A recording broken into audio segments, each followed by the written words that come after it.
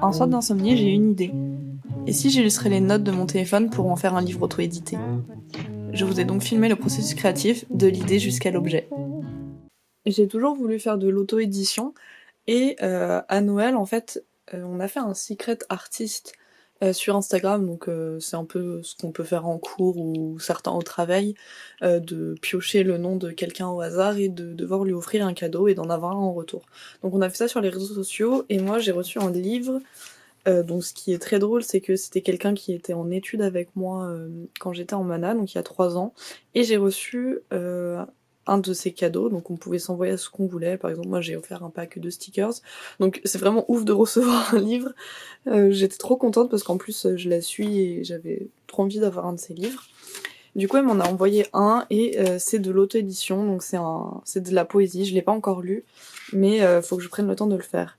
Et donc, de un, j'étais trop contente de recevoir son livre, et de deux, ça m'a encore plus confortée dans l'idée de vouloir moi-même auto-éditer un livre. Donc vient la question de quoi auto-publier. J'ai pas encore les capacités de faire un roman graphique genre type BD, parce que ça m'attire pas plus que ça non plus, et j'ai pas les compétences encore pour le faire, je sais pas de quel sujet parler, donc je devais éliminer cette possibilité.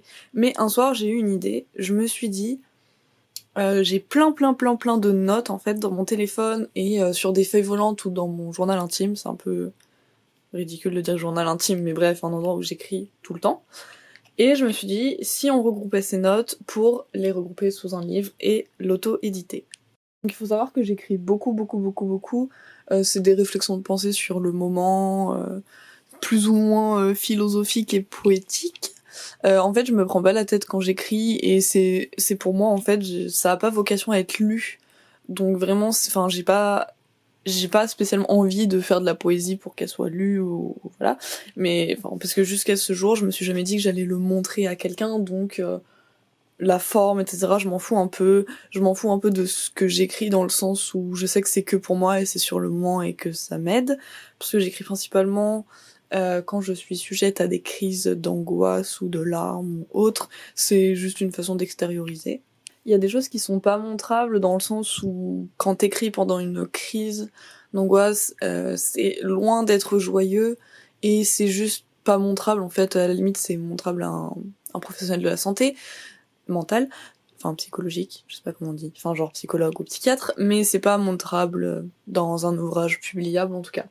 Du coup, ce que j'ai fait, c'est que j'ai sélectionné ces notes, sélectionné dans le sens où c'est possible que ça soit montré et lu et compris par d'autres personnes que moi-même.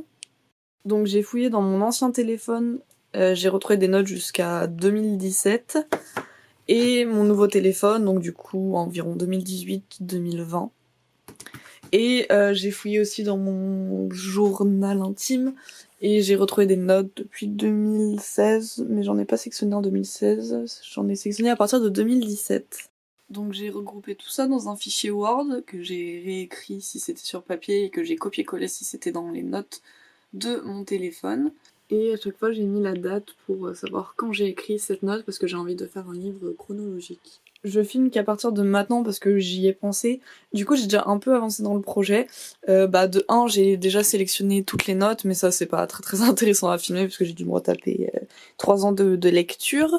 J'en ai sélectionné une cinquantaine environ, donc mon livre fera minimum 50 pages, voire plus, parce que parfois, ça sera des doubles pages si le texte est assez long.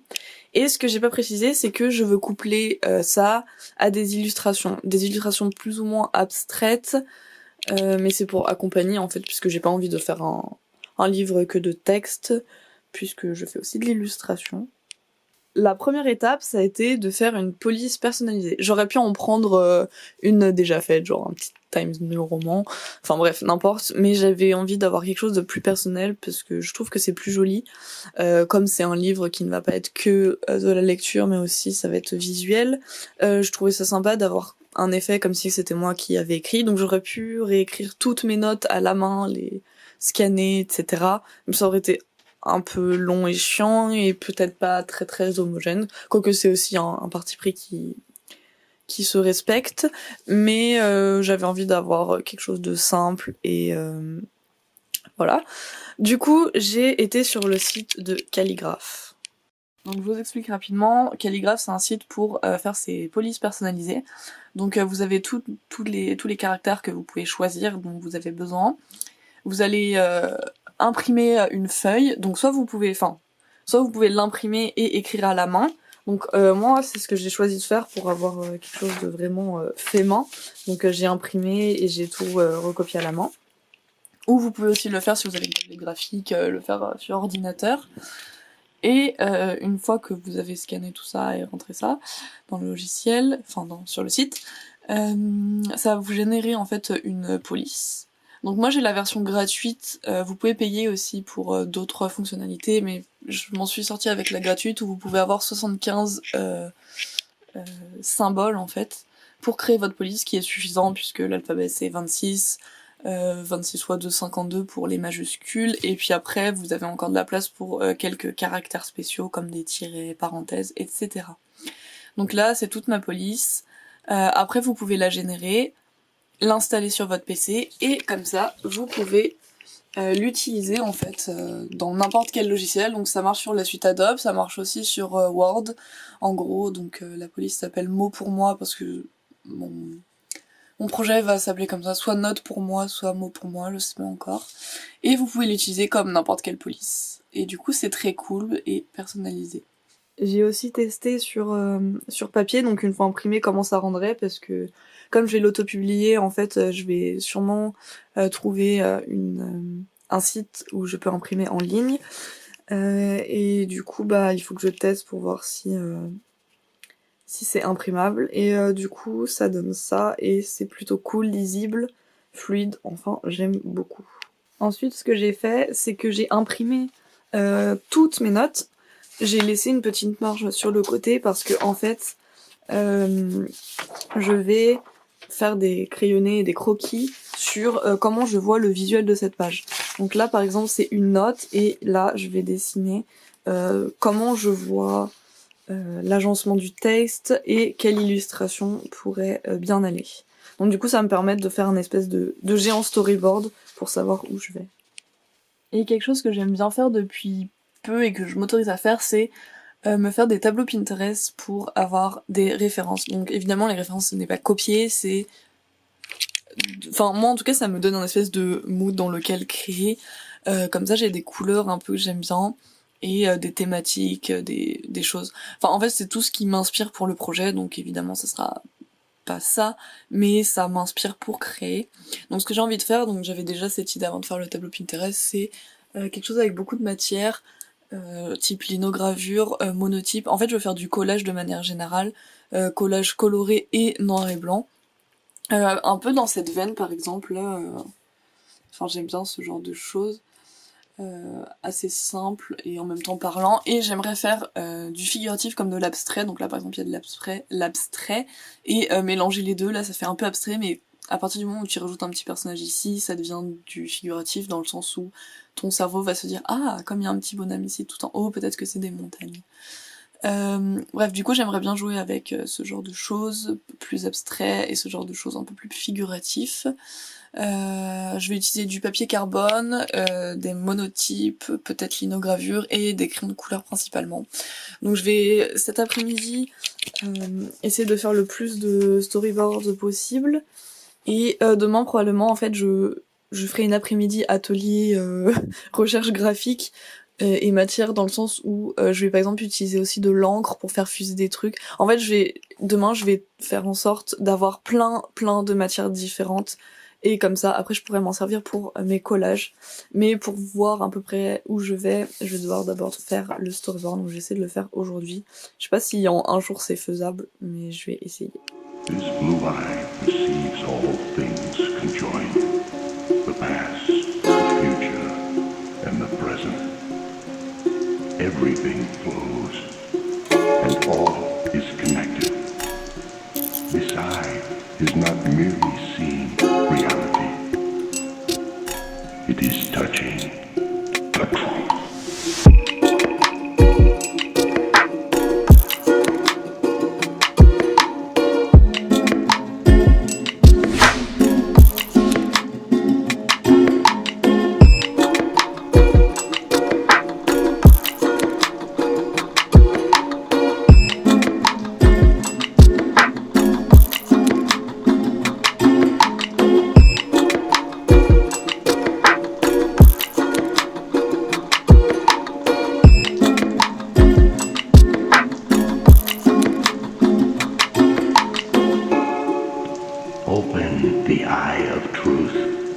Alors, j'ai enfin fini de tout storyboarder, ça m'a pris fin d'après-midi, soirée, plus cet après-midi, donc je dirais peut-être 5-6 heures.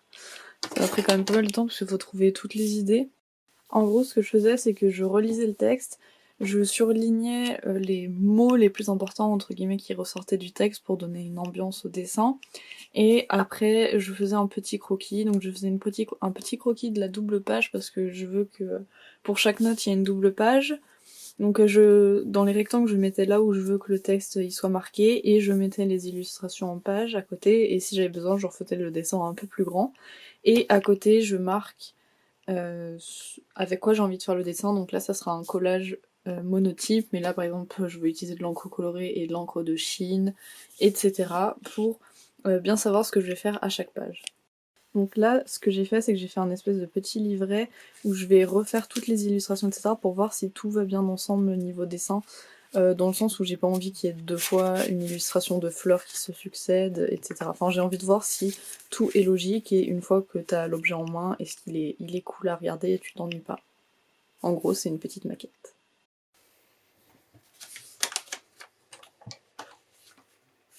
I'm a dancer. On the night of February the 13th, were you working at the Black Bottom Cafe when this murder was committed? Yes, but I didn't do it. Then who killed Kirk Robin? I don't know. Did you kill Kirk Robin? I object, Your Honor. And ask that the last question be stricken from the records. It is merely an attempt to influence this intelligent, minded, and most intellectual jury.